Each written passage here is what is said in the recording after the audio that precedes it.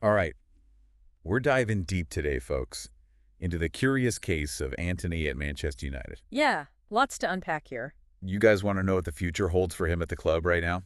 It's definitely a hot topic. Well, we've got articles, analyses, the whole shebang. All the good stuff. We're talking about a player, 86 million, massive transfer fee. Big money. But this season, Not exactly setting the world on fire. to say the least, So is a transfer on the horizon. let's break it all down. Sounds good. So, Anthony, 1 goal in 10 appearances. Yeah, that's rough. Only played, like 50 minutes this whole Premier League season? Pretty much. It's a far cry from the guy we saw just dominating at Ajax. Totally different player, you know. Right, so what's the deal? Well, is it just, adapting to the Premier League? Needs more time. Maybe. Or is there something more? Deeper issues. Could be tactical. Interesting. Some analysts say his decision-making in the final third, not great. Seems hesitant to take on defenders. Yeah, at Ajax, he was all about those risky dribbles, those shots. Taking people on. Exactly. But in the Premier League, Not so much. not really. And defensively, Yeah, I got to track back. he's not really doing that either. Leaving United exposed at the back. Exactly. So there are adjustments he needs to make, you know? Tactical stuff, for sure. Yeah.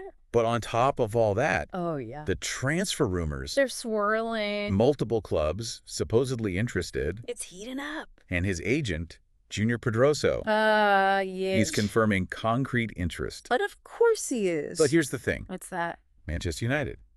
Silent. Not a peep. It's like classic agent talk, isn't it? Oh, absolutely.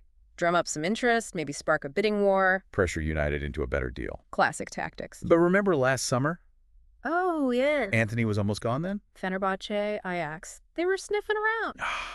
So there's history here. Definitely some precedent. So we've got this player not performing up to that giant price tag.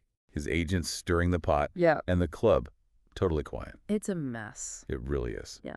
And then you throw Gary Neville into the mix. Oh, boy. He did not hold back. What'd he say? Called Anthony's transfer one of the worst United ever made. Ouch. Brutal. Right. I mean, Neville's not always wrong, True. but for a young player, that kind of criticism, Especially when you're already struggling. it's got to be tough. Adds a whole other layer of pressure. For sure. And then, to make things even more interesting, Oh, there's more. to Droso, he's hinting at a loan move. Alone. Could that be the answer? Maybe. For Anthony, regular playing time, build confidence, maybe even increase his value. I see, yeah. And for United, a chance to reevaluate without cutting him loose entirely. It's basically admitting they messed up. Which for a club like Manchester United, Not a good look. so what happens next? Oh, no. Does Anthony stay and fight? Will he try to prove everyone wrong? Or cut his losses and move on? It's a tough call. So many factors, right? His performance, the manager's trust, the financial side, And of course, what Anthony wants. his own ambitions.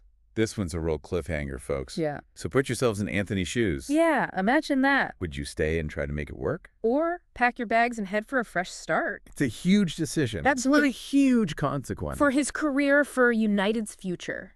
Lots to think about. Definitely a story to keep an eye on. We'll be watching closely. All right, that's our deep dive for today. Thanks for listening.